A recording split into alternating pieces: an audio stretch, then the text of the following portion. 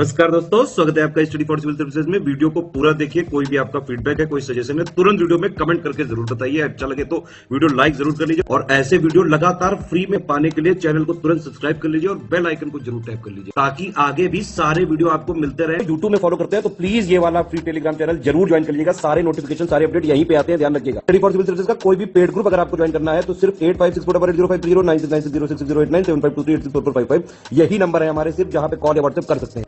Instagram पे हमारा page जरूर फॉलो कर लीजिएगा, study for civil dot services है। ट्विटर पे हमको जरूर फॉलो कर लीजिएगा, @स्टडी फॉर सिविल्स है।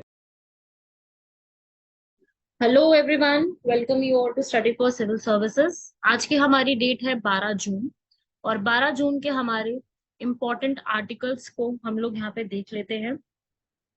अगर आपको इस पूरे वीडियो के जो पीडीएफ जिससे मैं पढ़ा रही हूँ उसकी अगर आपको यहाँ पर पीपीटी चाहिए, ये पीडीएफ चाहिए, तो आप इन नंबर्स पे कॉल करके जो है पीडीएफ को कलेक्ट कर सकते हैं। नंबर्स जो है वो आपके सामने दिए गए हैं स्क्रीन के ऊपर। इन नंबर्स पे कॉल करके आप जितने भी जो भी पीडीएफ्स आप लेना चाहते हैं इन नंबर्स पे कॉल करके ले सकते हैं। बढ़ते हैं हम लोग अपने आर्टिकल्स की तरफ। फर्स्ट आर्टिकल है हम लोगों का मैनुअल स्कैवेंजिंग, मतलब कि हाथ से जो है मैला ढोया जाता है उसी के ऊपर। अगला है हम लोगों का प्राथमिक कृषि साख की समितियां कितनी है, वैश्विक आर्थिक संभावना रिपोर्ट, एसडीजी को ट्रैक करना, energy progress report, hypersonic missile के ऊपर और अंतर्दृष्टि।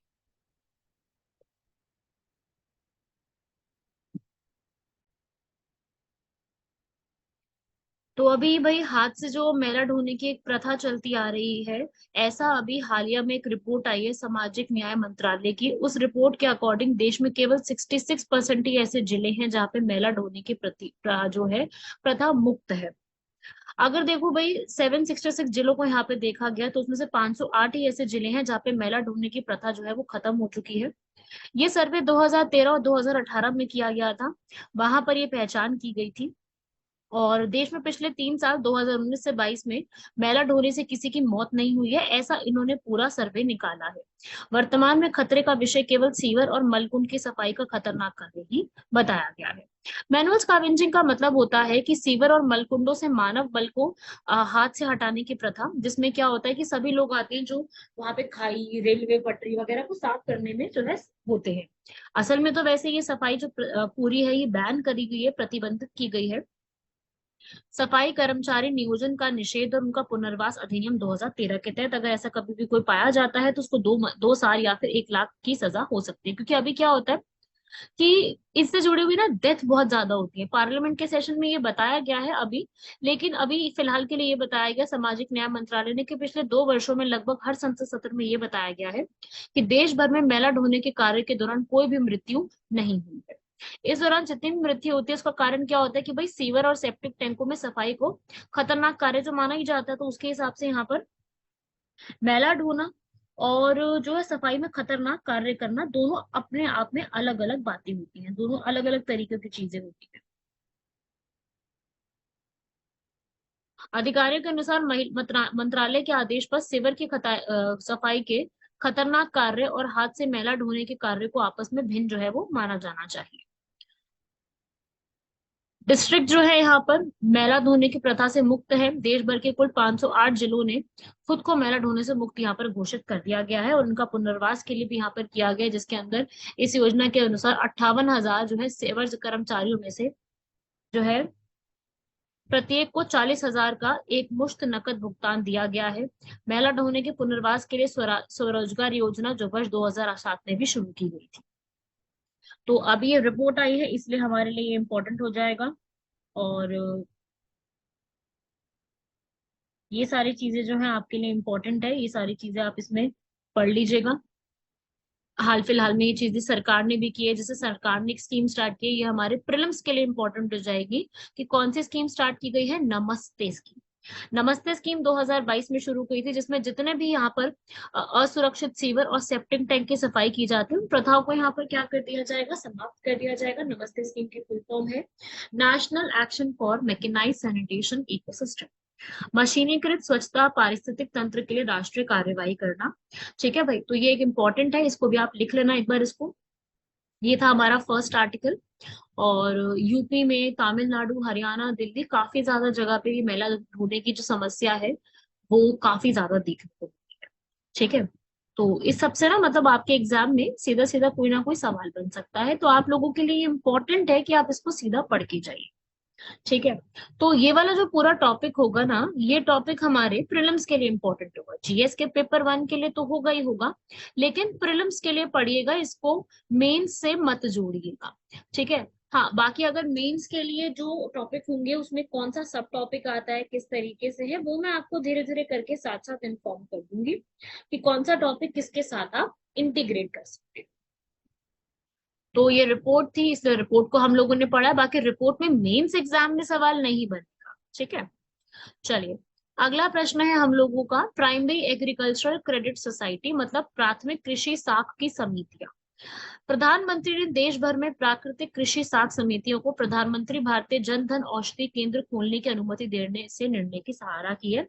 अभी हुआ क्या है कि एक जो है प्राथमिक कृषि साख समितियां जो है वो खोली गई हैं, जो कि बिल्कुल जमीनी स्तर पे खोली गई एक सहकारी ऋण संस्थाएं हैं, जिनका उद्देश्य क्या होता है कि जो भी कृषि और कृषि की जो गतिविधियां हैं उनके लिए किसानों को अल्पकालिक और मध्यम अवधि के लिए एक लोन जो है वो दिया जाए। छोटे मोटे जो काम होते हैं हमारे नाम ही इसका प्राथमिक है। प्राथमिक का मतलब ही यहाँ पर क्या है कि बिल्कुल छोटे लेवल पे दिया जाएगा, जैसे कि जो ग्राम पंचायत और ग्राम स्तर पर काम करते हैं सिर्फ उनके लिए ये लोन दिया जाएगा। ऐसी पहली एग्रीकल्चर सोसाइटी जो है वो 1904 में खोली गई थी। देखो ये वाला जो सवाल है वो यूपीपीसीएस या फिर बीपीएससी, एचसीएस, एमपीपीएससी या फिर आप कह लीजिए कि यूपीएससी, ऐसा ये सवाल फैक्चुअल बन सकता है कि पहली प्राथमिक ऐसी जो सोसाइटी है वो कब खोली गई थी। इनका काम ही यही होता है कि जितना भी हमारे यहाँ पर रूरल सेक्टर है, मतलब जितना भी हमारा यहाँ पर ग्रामीण क्षेत्र है, उनके लिए अल्पकालिक और मध्यम अवधि के लिए हम लोगों को यहाँ पर ऋण जो है वो देना होगा। सहकारी बैंकिंग प्रणाली के आधार पर ये साथ में काम करती है। ये जो सोसाइटीज है ये पूरा एक लोगों का यहाँ पर मिल करके यहाँ पर काम करती है, और इन सबको जितने भी इसके मेंबर्स होते हैं साथ में, उन सबके पास यहाँ पर इक्वल तरीके से राइट्स होते हैं। इन सबके जो है राइट्स इन द सेंस की सबको यहाँ पर बराबर के अधिकार होंगे, सबके बराबर का यहाँ पर शेयर लगा हुआ होगा।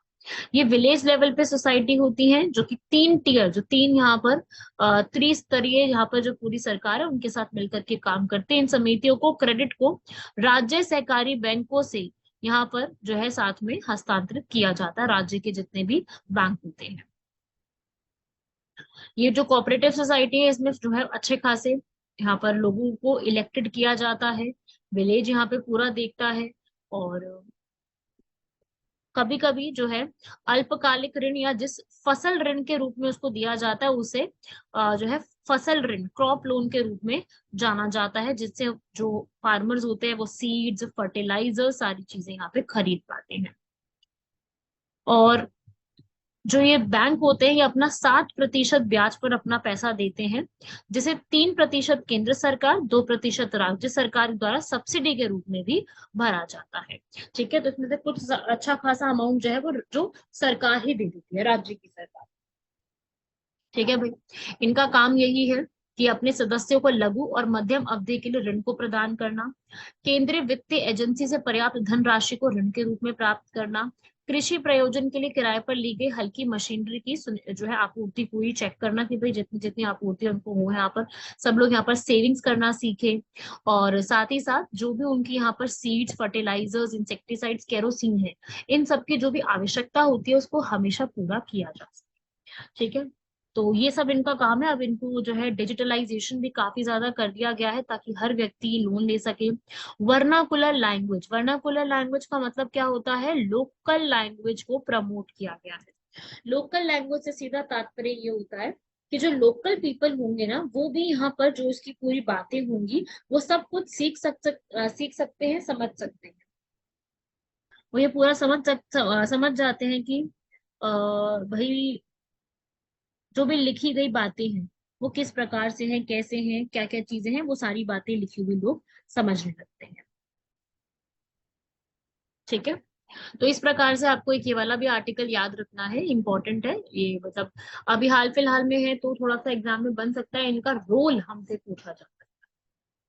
तीसरा बड़ा ही अच्छा आर्टिकल है, वो कह रहा है कि भाई जो हमारी अभी वैश्विक आर्थिक संभावना रिपोर्ट आई है, ग्लोबल इकोनॉमिक प्रोस्पेक्ट्स रिपोर्ट, वो जो है वर्ल्ड बैंक ने निकाली है, वो उन्होंने अब इंडिया के लिए बताई है। इंडिया में उन्होंने बताया है कि 6.3% स्लो हो सकती है आगे आने वाले समय में, डाउनफॉल की बात करें। ठीक है, अभी हमारी क्या थी देखो यहाँ पर, जो ग्लोबल के हिसाब से हमारी जो ग्रोथ होनी थी वो 3.1% होनी थी, पर अब होगी कितनी, 2.1%, तो काफी कम होने की संभावना इन्होंने जताई है। इन्होंने ये बोला कि हाँ, हम यहाँ पे ग्रो करने में तो रहेंगे आगे, लेकिन जिस तेजी से हमें ग्रो करना चाहिए था वो तेजी ना होके वो एक नेगेटिव चला जाए। नकारात्मक झटके भी हमें बोले हैं कि भाई यहाँ देखने को मिलेंगे, नेगेटिव शॉक्स इन्होंने बताए हैं कि इस प्रकार से देखने को मिलेंगे। स्लो डाउन काफी होगा, अनुमानित मंदी हमें देखने को मिलेगी यहाँ पर, इन्फ्लेशन जो है, मुद्रास्फीति का दबाव काफी बनेगा, और लोग जो है वो तंग मौद्रिक नीति का सहायता, मतलब हमारी जो आरबीआई है उनको भी यहाँ पर तंग मौद्रिक नीति अपनानी पड़ेगी, और जो हमारा पूरा बैंकिंग क्षेत्र है वहां पे काफी हद तक अपने को तनाव देखने को मिलेगा। बैंकिंग क्षेत्र में लोग जो है ऋण लेने में थोड़ा हिचकिचाएंगे, और साथ ही साथ पूरा जो बैंकिंग पूरा है वहां पे उथल पुथल और सख्त मौद्रिक नीति उनको अपनानी पड़ेगी आगे आने वाले समय में, और जो ऋण प्राप्त करने की लागत है वो बढ़ती जाए। क्यों ऐसा बताया, क्योंकि आप भी जानते हैं कि जैसे अभी यहाँ पर आप नकारात्मक झटके हम आज भी देख रहे हैं, जो कोविड-19 का प्रभाव है, यूक्रेन और रशिया जो वॉर हुआ है उसका प्रभाव है, तो ये तो हमारे बजट में भी बताया गया था। इसी प्रकार से ये बातें हैं, फिस्कल चैलेंजेस इन्होंने बताए हैं कि भाई जो भी कम आय वाले देश हैं वहां पर भी प्रॉब्लम देखने को मिल रही है। अंतर्राष्ट्रीय सहयोग यहाँ पर जलवायु परिवर्तन का समाधान करने में बहुत पैसा जा रहा है, और भुखमरी का नियंत्रण करना और संकटग्रस्त आबादी को सहायता प्रदान करना, ये सब चीजें जो है काफी ज्यादा बढ़ती जा रही है। दीर्घकालिक विकास के सुधारों में भी काफी, मतलब दीर्घकालिक समय के लिए देखने को मिलेंगे।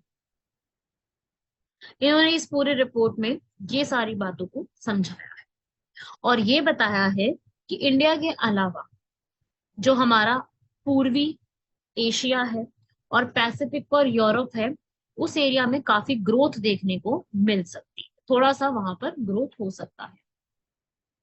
ठीक है, और साथ ही साथ वित्तीय अधिलाभ, मतलब स्पिल जो है वो, क्योंकि इंटरेस्ट रेट की मार्केट है, वो भी यहाँ पे देखने को कम मिलेगी। तो इस तरीके से जो एक चैलेंजेस है वो पूरे यहाँ पे बताए गए हैं कि ये सारे चैलेंजेस इस पूरे एरिया में हमें देखने को मिल सकते हैं, और ये पूरा जो इलाका है, पूरा जो यहाँ पर काम है, इन सब में किसी ना किसी प्रकार से दुष्प्रभाव हमें देखने को मिल रहे हैं।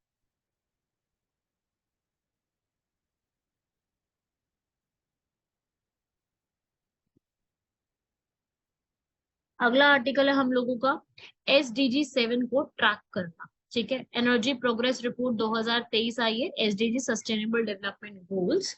उसमें ये कहता है कि भाई जो हम एक बात कहते हैं कि हर एक को यूनिवर्सल एनर्जी मिलनी चाहिए, सार्वभौमिक ऊर्जा की उपलब्धता हर व्यक्ति तो होनी चाहिए, ऐसा कहा गया कि अभी ये लक्ष्य हमारे लिए बहुत दूर है।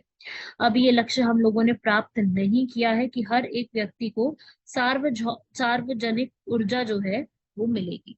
देखो, यूएन के असेसमेंट के हिसाब से जो कभी कभी यहाँ पर आपको पता है कि जो मुद्रास्फीति है, महंगाई बढ़ती जा रही है, दृष्टिकोण जो है वो एक अस्पष्ट है, ऋण में भी काफी कठिनाई होती है, तो उसकी वजह से जो हमारा सतत विकास लक्ष्य नंबर 7 है वो यहाँ पर काफी बाधा देगा। सतत विकास लक्ष्य नंबर जो 7 है वो ये कहता है कि हर एक व्यक्ति को किफायती, विश्वसनीय, दीर्घकालिक, आधुनिक, affordable, reliable, sustainable modern energy सबको अवेलेबल होनी चाहिए, जिसके लिए सरकार काफी कोशिश करती है। और उसी के लिए यहाँ पर ट्रैक करते हुए एक रिपोर्ट आई है जिसका नाम है एनर्जी प्रोग्रेस रिपोर्ट, यूएन द्वारा रिलीज की गई है, जिसमें ये बताया गया है कि पॉवर्टी को जो हमने यहाँ पर अनाउंस किया था खत्म करने का, जो हमने अपॉर्चुनिटीज क्रिएट करी थी, वो अभी हम काफी दूर है। इस पूरे ऑब्जेक्टिव को पूरा जो वर्ल्ड है वो प्राप्त करने में अभी पीछे है। और 7 नंबर जो है लक्ष्य, वो आप यहाँ से रीड कर सकते हो, मैंने समझा भी दिया है वैसे। तो रिपोर्ट ने ये बोला है कि भाई जो यहाँ पर काफी सारी बाधाएं हैं। अब बाधाओं में सबसे बड़ा क्या है कि भाई सबसे पहली चीजें महंगाई का बढ़ना, करेंसी में फ्लक्चुएशंस आना, बहुत सारी कंट्रीज में डेट होना, ऋण का संकट होना, जैसे कि श्रीलंका, पाकिस्तान, सूडान, काफी सारी कंट्रीज हैं। और आपूर्ति की श्रृंखलाएं में बाधाएं होना, सामग्री की बढ़ती कीमतें होना, ये सब चीजें हैं। साथ ही साथ हर एक व्यक्ति को सार्वभौमिक उपलब्धता नहीं है कि उसको हर जगह पे ऊर्जा और खाना पकाने के लिए स्वच्छ ऊर्जा यहाँ पर मिले। हर एक जगह पे ये चीज नहीं है आज भी, क्योंकि हम लोग यहाँ पर जो है काफी सारी चीजों को चेंज करने की कोशिश कर रहे हैं। हम रिन्यूएबल एनर्जी पे बहुत ज्यादा आ रहे हैं, नवीकरणीय ऊर्जा पे। तो इसके चलते अभी हमारे लिए इम्प्रूवमेंट तो हुई है, लेकिन जो हमारा टारगेट था उसको अचीव नहीं कर। और जो पूरे वर्ल्ड में वित्तीय प्रवाह है वो भी बहुत ज्यादा गिरावट देखने को मिल रहे हैं। कोविड-19 की महामारी के समय भी हमें काफी सारी चीजें देखने को मिली थी, और आज भी वो चीज बढ़ती जा रही है। क्लीन और इलेक्ट्रिसिटी जो है, क्योंकि अब क्या है ना कि इलेक्ट्रिसिटी की मांग भी तो बढ़ गई है ना, पॉपुलेशन भी तो बढ़ गई है, तो इलेक्ट्रिसिटी की मांग भी बढ़ गई है। जो स्वच्छ खाना पकाने के लिए ऊर्जा चाहिए उसकी मांग भी बढ़ गई है। तो अभी 2030 तक हम इसको, अगर हम मान के चले कि हम इसको एक्सेप्ट कर पाएंगे, ये आज भी एक चैलेंज ही लगता है। क्योंकि पहले इसको इम्प्रूव करने की बात की, जो जितना 2021 का चैलेंज था, टारगेट था, वो हम आज वो भी कंप्लीट नहीं कर पाए, तो आगे भी मुश्किल हो लग रहा है एक चैलेंज के रूप में। और इसमें जो है सहारन कंट्रीज जो है, सब सहारन कंट्रीज, वो सबसे ज्यादा देखने को मिल रही है कि उनमें यहाँ पर जो स्वच्छ ऊर्जा का अभाव है, जहाँ पे नहीं मिल रही है, उसमें ज्यादातर जो है 10 में से 6 लोग आपको सब सहारन अफ्रीका जो है ना वहीं पर देखने को मिलेंगे। और हर एक व्यक्ति को नवीकरणीय ऊर्जा भी नहीं मिल रही है, रिन्यूएबल एनर्जी का शेयर भी सबके पास नहीं आ रहा। तो ये भी बहुत बड़े बड़े कारण हैं। तो इसकी रिकमेंडेशंस यही है कि भाई हर एक व्यक्ति को सारी चीजें सही तरीके से मिलनी चाहिए। उसके लिए चाहे वो हीटिंग, कूलिंग, परिवहन का क्षेत्र हो, व्यापक बनाकर की कोशिश करनी चाहिए। और इसको कैसे कर सकते हैं? इसको हम पीपीपी का जो मॉडल है हमारा, पब्लिक प्राइवेट पार्टनरशिप का मॉडल, उसके तहत कर सकते हैं, सार्वजनिक और निजी भागीदारी को बढ़ा करके। तो अभी तक ये भागीदारी ही नहीं बढ़ी है, भागीदारी को और बढ़ाने की जरूरत है, इसमें और नए नए चेंजेस लाने की जरूरत है, तभी इन सब चीजों को और ज्यादा आगे बढ़ाया जा सकता है। पर वही बात है कि अभी ये सारी चीजें जो है वो हुई नहीं। ये आप रीड कर सकते हैं यहाँ पर। और इंटरनेशनल लेवल पे भी जो गैप है ना, जहाँ पे डेवलपिंग कंट्री और डेवलप्ड कंट्रीज में चल रहा है, वो भी यहाँ पर उनको देने की जरूरत है। खाना पकाने के लिए जो सार्वभौमिक उपलब्धता होती है उसका और ज्यादा विस्तार करने की जरूरत है, कि उसको और सही तरीके से उसका विस्तार कर लिया जाए।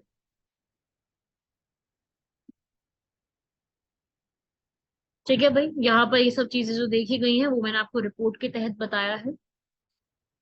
और ये रिपोर्ट बस आपको समझनी है। प्रीलिम्स और मेंस दोनों में से किसी पे भी क्वेश्चन बन सकता है, कोई फुल फ्लेज नहीं है कि भाई इस पे बनेगा या इस पे बनेगा सवाल। अगला आर्टिकल है हम लोगों का हाइपरसोनिक मिसाइल। अभी ईरान ने अमेरिका के साथ तनाव के बीच हवाई सुरक्षा को मात देने में सक्षम हाइपरसोनिक मिसाइल का एक अनावरण किया है, उसको एक स्टार्ट किया है। नाम रखा है फतेह। फतेह नाम से ईरान ने अपनी एक हाइपरसोनिक मिसाइल तैयार की है। हाइपरसोनिक मिसाइल जो है वो मतलब होता है कि ऐसी मिसाइल जिसकी गति जो होगी ना, वो हमारी साउंड की गति से भी 5 गुना अधिक होगी, मैक 5, या फिर 6174 किलोमीटर प्रति घंटा की रफ्तार से वो चल सकती है। ठीक है भाई। तो ये बैलिस्टिक मिसाइल्स के विपरीत हाइपरसोनिक मिसाइल है। वायुमंडल में कम परिपेक्ष पे भी ये उड़ सकती है, तेजी से अपने लक्ष्य पर पहुंचने की ताकत रखती है।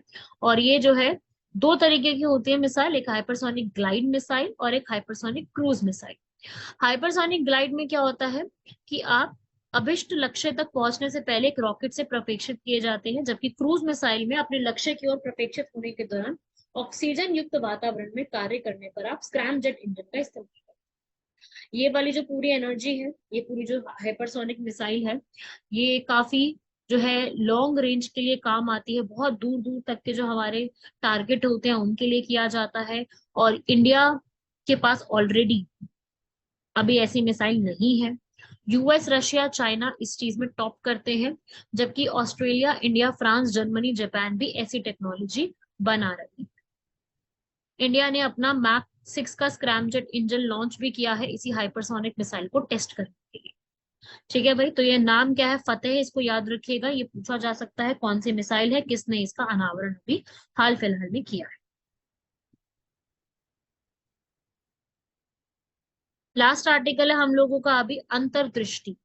आरबीआई के जो अभी अभी हमारे गवर्नर है शक्तिकांत दास, उन्होंने एक नया प्रोग्राम स्टार्ट किया है, नाम है उसका अंतर्दृष्टि।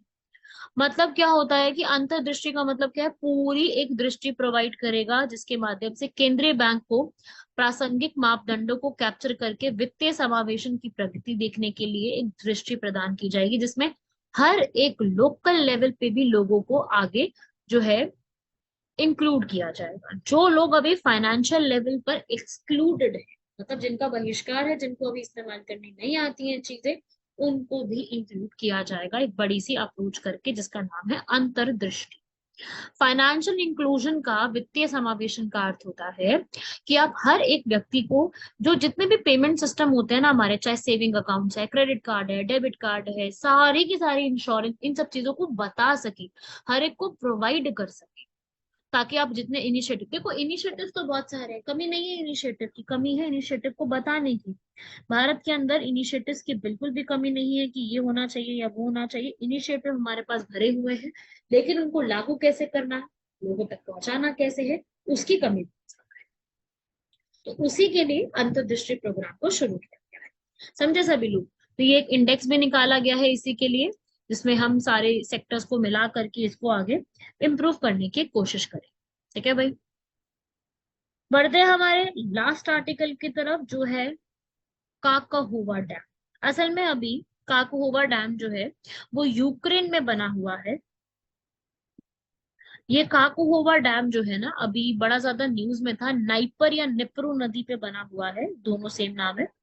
यहाँ पर इस पे बहुत बड़ा भी एक्सक्लूजन हुआ है, और रशिया इल्जाम लगा रहा है यूक्रेन पर, यूक्रेन इल्जाम लगा रहा है रशिया पर। असल में ये जो है, इसको अभी कुछ दिन पहले पूरा तबाह कर दिया गया है, दोनों एक दूसरे पे बता रहे हैं।